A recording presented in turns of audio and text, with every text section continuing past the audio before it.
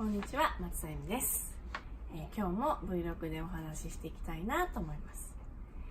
乳がんについて、この Vlog ではね、お話をしていますが、今日は乳がんの流れの経緯で、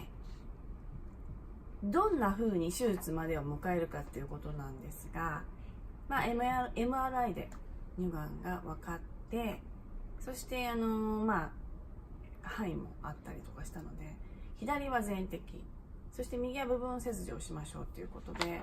手術になりました。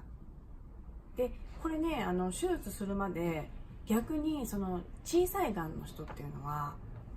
見つからない。 MRI で出てももう一回ちゃんと針生検とかで検査しなくちゃいけないんですけど、それがねなかなか見つけるのが大変だったんですよ。なんでかっていうと、おっぱいって寝たらこうなってる状態でベタってこうなるじゃないですか。おっぱい作られてる方は寝ててもこう膨らんでるんですけど、実際人間の体っていうのは起きた状態と寝た状態はおっぱいも違うし、動き方によって動くので、その数ミリのがんを見つけるのは今度また難しいわけですよ。で私はもう心配で、最初リンパまでMRI では光ってたので、これはちょっとやばいかもしれないっていうところで不安の中、その針生検もしてるので、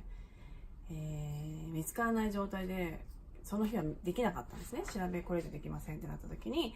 自分はもうこれ以上調べられないほど悪いんだと思って大泣きしてたら、小さすぎて見つからないんで心配いらないからねみたいな感じで、初めて病院のその検査の先生がこう大丈夫って言ってくれて、そんなね状況でしたね。だから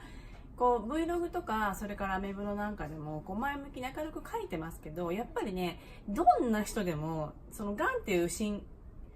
告っていうか告知をされるとテンションは下がるし、基本的には不安はね、大丈夫私っていう人 100% いないんじゃないかなという、大丈夫って思っているんだけれども、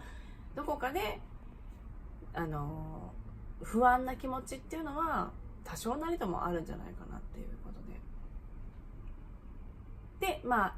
小さすぎてわからないっていうことで、後日今度は麻酔をしてね、局所麻酔、針をだからちょっと太い針を入れるんですよ。それはさすがにブスってはいけないから、麻酔をしてちょっと切ってそこに刺していくんですけど、部分ですから顔にバサっていきなり青い布かかぶされてみたいな感じで検査しました。だからね、それよりも細い針の場合は基本的には麻酔がないですから、想像していただくにはこう針を長い竹串みたいなものをですね、麻酔なしでグッて刺して乳首に向かって刺していくみたいな。だからみんなね、そう手術もそうですけど、手術ってみんな怖がるし、私も怖がりましたけど、手術っていうのは待ってる身内家族の人が心配だったりとか、先生が大変だったりしますけど、本人は寝てますから分かんないわけですよね。だから逆を言えば、そういう検査の方が痛いっていうようなものが結構あるんですけど、女性は多分男性より強いからそこ乗り切るんでしょうね、きっと。もう無理っていうぐらいまでちょっと我慢しながらその検査もやりました。で結果分かって、じゃあ手術は全摘と部分でっていうことになるんですけど、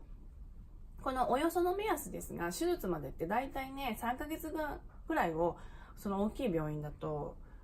かかるようですね。私の病院に限ってはそうでした。でも地方とかだともう分かってからすぐ手術をしたよっていう